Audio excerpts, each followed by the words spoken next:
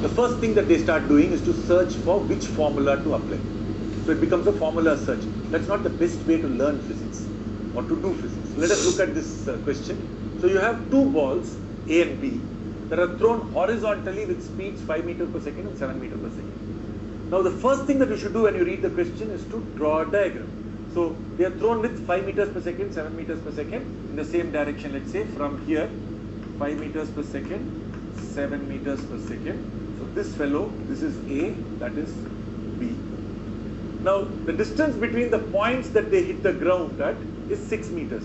So B goes and hits the ground there, right? This is the place where B hits the ground. And this is the place where A hits the ground. And what is given? The question that says, the information that is given is that this is 6 meters. Once you draw the diagram, you understand very clearly what is the information given. It is not that this is 6, it's not that is 6. It is the gap between the two that is 6 meters. And what is the question? Find the distance A strikes the ground from the base. The point where A strikes the ground from the base. Basically, we want to find out what this distance is. Let's call that x. The question is find x. So now once you have drawn the diagram, understood what the problem is, then you start thinking about what is the best concept to use.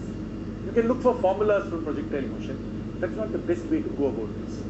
Instead, if you focus on the key idea that is there in projectile motion, when you throw objects horizontally, what is the single most important idea in projectile motion? The time of fall for this ball and the time of fall for that ball is the same.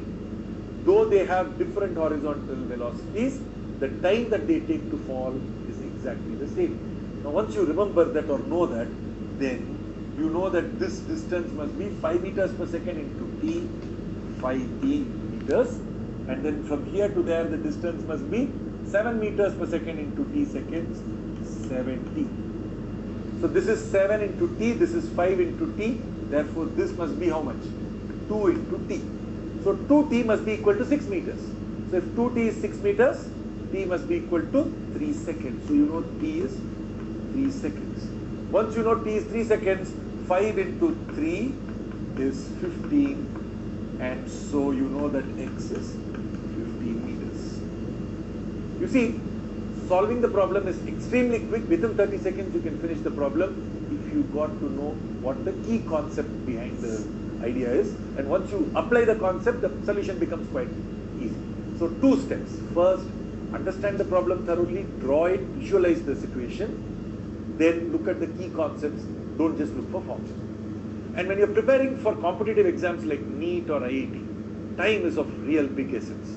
And you're not going to learn it just by looking at a lot of lectures or attending a lot of classes. What is going to really work is when you work through problems. You need to actually solve a lot of problems, understanding concepts through the problems. You can't understand concepts separately in physics and then later apply it to problems. As you are solving problems, you'll understand concepts much, much better. So always learn by doing problems.